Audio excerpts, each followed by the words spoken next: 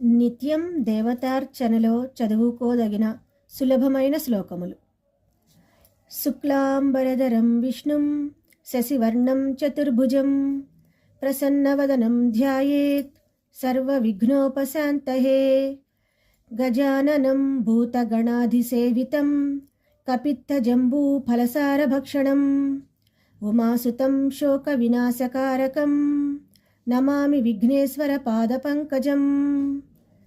ప్రాతస్మరామి గణనాథమనాథబంధుం సింధూరపూరపరిశోభితగండయుగ్మం ఉద్దండవిఘ్నపరిఖండనచండదండం ఆఖండలాదిసురనాయకబృందవంద్యం. అహల్యా ద్రౌపదీ సీతా తారా మండోదరీ తథా పంచకన్యా స్మరేన్నిత్యం మహాపాతకనాశనం. గురుబ్రహ్మ గురుర్విష్ణుః గురుదేవో మహేశ్వరః గురుః సాక్షాత్ పరబ్రహ్మ తస్మై శ్రీ గురవే నమః. త్వమేవ మాతా చ పితా త్వమేవ త్వమేవ బంధుశ్చ సఖా త్వమేవ త్వమేవ విద్యా ద్రవిణం త్వమేవ త్వమేవ సర్వం మమ దేవదేవ.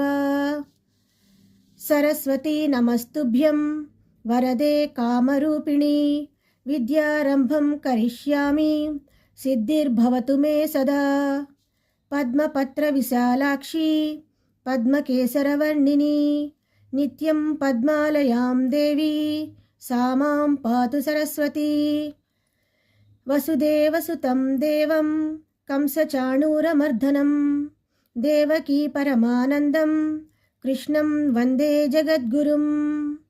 ఏకం శాస్త్రం దేవకీపుత్రగీతం ఏకో దేవదేవకీపుత్ర ఏవ ఏకో మంత్రస్తస్య నామాని యాని కర్మష్యేకం తస్య దేవస్య సేవా.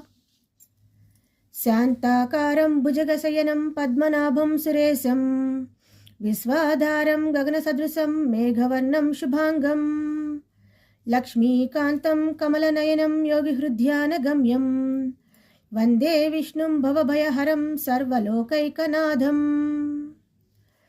నమామి నారాయణ పాదపంకజం కరోమి నారాయణ పూజనం సదా వదామి నారాయణ నామ నిర్మలం స్మరామి నారాయణ తత్వమవ్యయం.